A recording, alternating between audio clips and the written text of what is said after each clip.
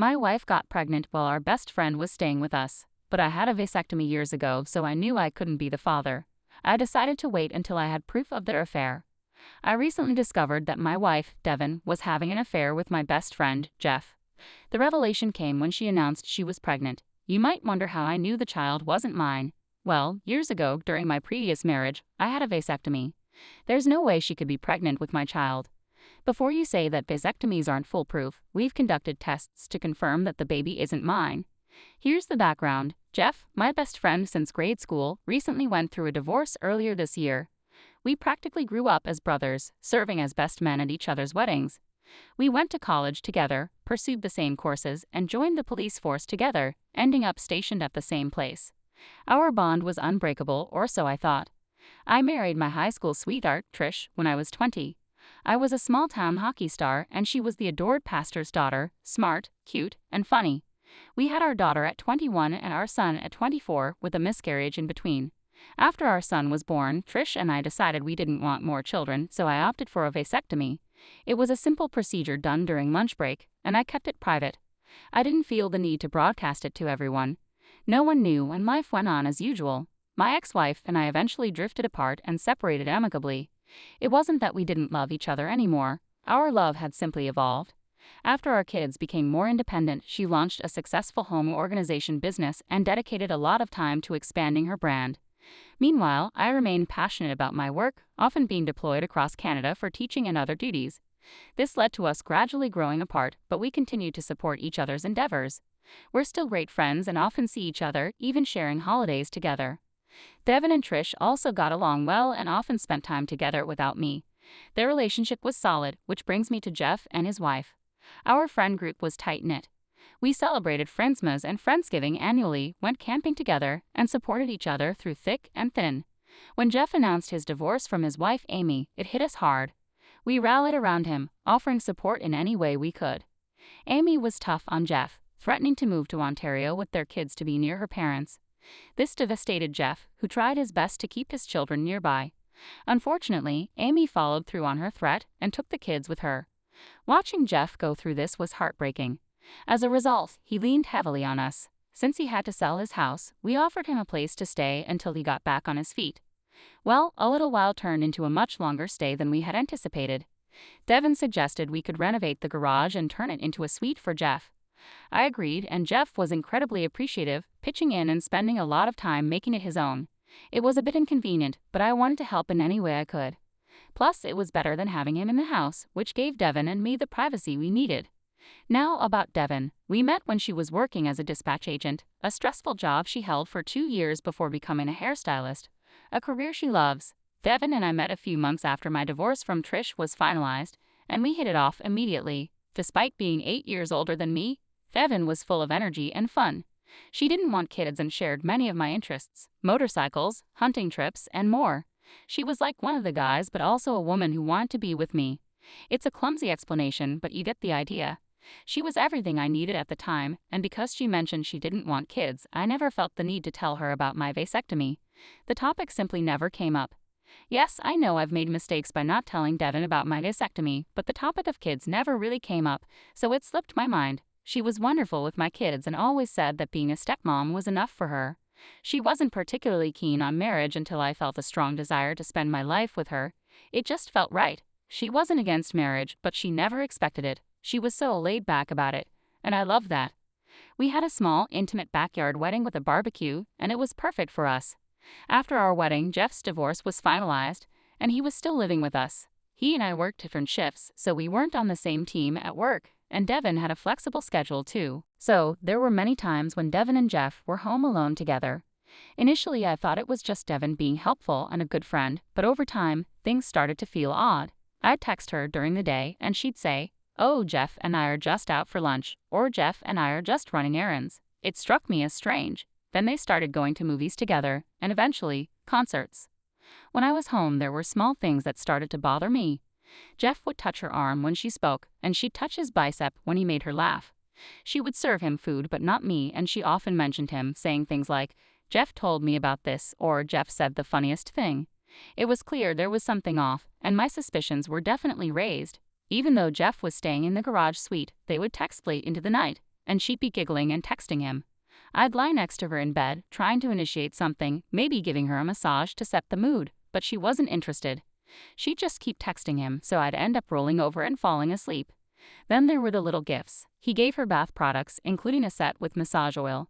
After a week, I noticed the bottle had been opened and used. I didn't use it on her, but the oil had a distinct scent that I remembered smelling on Jeff a few times. I didn't confront her. I just started collecting all these signs and making mental notes. One night, we were lying in bed and she suddenly said, "I want a baby." I was taken aback. "What?" I replied. She repeated, "I think we should have a baby." I reminded her. We agreed not to.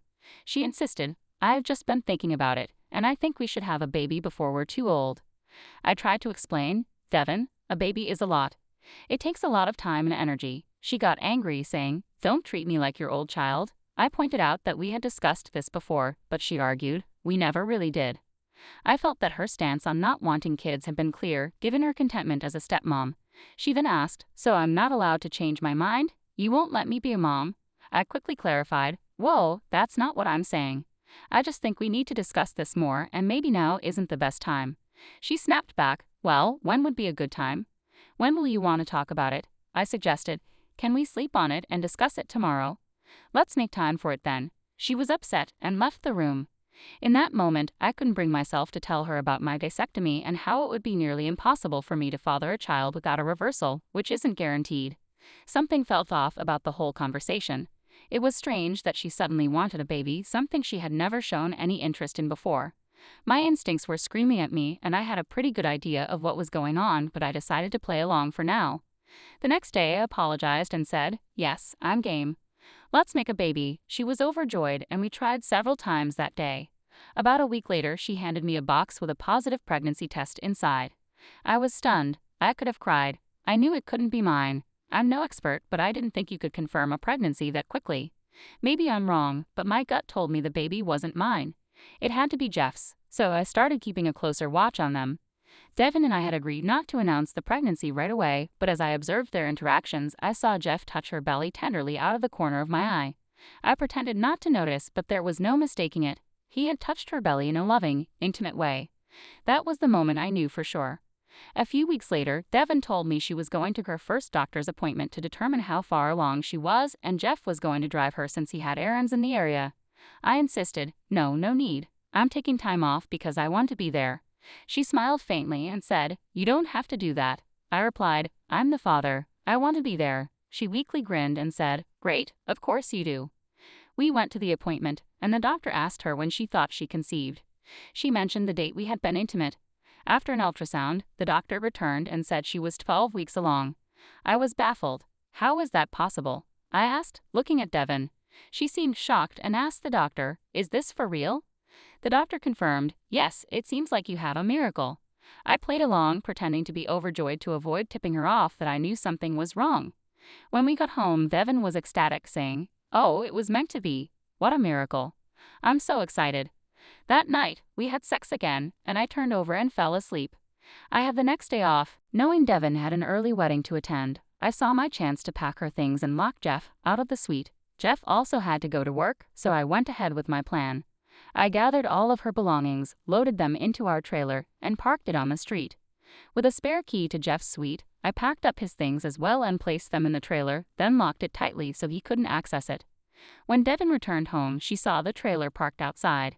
I had changed the locks on the doors and reset the garage password so she couldn't get in. She banged on the front door and I spoke to her through our doorbell camera, telling her that we were done and that I knew the baby wasn't mine. She accused me of being out of my mind, called me crazy, and started crying, making a scene. I noticed our neighbors peeking out of their doors and windows. I told her, "This baby isn't mine, it's Jeff's." She responded, "Don't be insane. Why would it be Jeff's?" I replied, "You tell me." She asked, "How could this baby not be yours?" And I explained, "There's less than a 1% chance because I have a vasectomy." She dropped her purse and bags in shock, standing there in disbelief. She stammered, "Let me explain," but I cut her off. "Save it. I know it's not mine. We're done. It's over. I was nice enough to pack the trailer for you. Get out of here." Devon called someone, and within minutes, Jeff showed up in his patrol car. He saw the situation and the lock on the garage suite. He told me I was losing my mind and insisted that the child couldn't possibly be his. I told him, "I'll believe it when I see a paternity test." For those asking how Devon never suspected anything, she was on birth control pills for PCOS, or so she claimed. She was supposedly switching pill brands and ended up getting pregnant with Jeff's baby by what I can only call bad timing.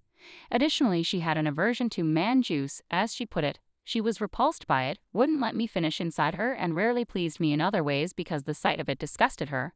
I won't go into details, but that was a significant factor.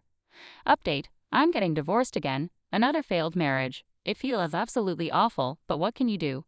During the divorce, Devon got a paternity test which confirmed what I had suspected. The baby is, in fact, Jeff's. I guess Jeff knew all along and was willing to play along, thinking he could just live in the garage suite forever and raise his baby as Uncle Jeff from afar.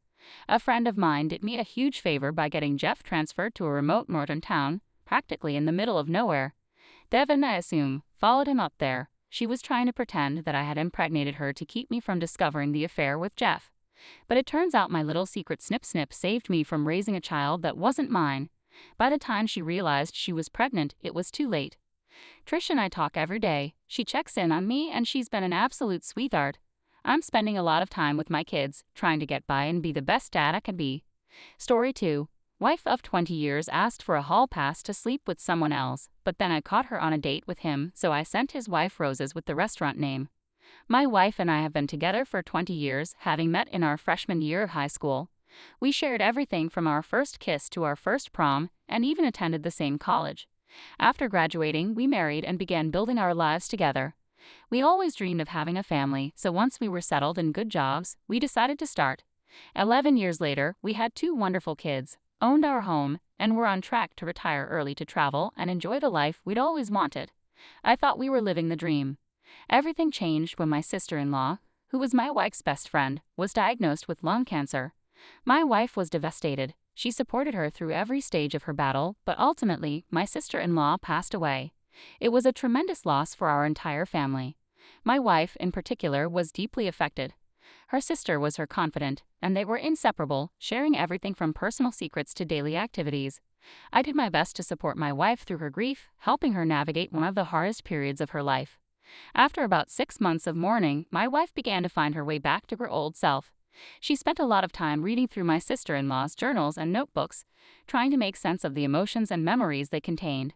I couldn't fully grasp what she was going through, so I focused on being supportive, offering a listening ear whenever she needed one. One thing that deeply affected her was the feeling that she hadn't accomplished enough in her life. Her sister had been taken too soon, and through the journal entries, my wife discovered that her sister had often felt unfulfilled. I think this realization hit my wife hard, and she felt inspired to start living more fully. She told me she wanted to travel, go skydiving, and truly embrace the life she had while she still had it. I agreed wholeheartedly. That's why I've been working 60 hours a week since college graduation, aiming to retire early so we could enjoy our dream life together. In the following weeks, my wife embraced this new zest for life. She started taking pottery classes, a longtime interest of hers, and taught herself to rock climb, aiming to free climb. She even planned a bungee jumping excursion for herself and our son. She seemed to be fully embracing this new phase, and I didn't think much of it. I was just happy to see her finding joy and healing after the loss of her sister. One evening, after she returned from the climbing gym, she seemed different. Previously, she had been very upbeat and enthusiastic about her new activities. After dinner, with the kids tucked into their rooms, she pulled me out to the patio. We shared a couple of glasses of wine under the stars. Toward the end of our conversation, she brought up the idea of us having a hall pass, a one-time opportunity for each of us to be with someone else outside our marriage. I was stunned by her suggestion. It felt completely out of the blue. I asked her why she was bringing it up. She insisted that she loved me but felt she might be missing out on something because she had only ever been with me. She tried to soften the blow, but it was impossible for me not to feel deeply hurt by what she said. I told her I wasn't comfortable with the idea. We had been married for 20 years, and I couldn't understand why this was suddenly an issue.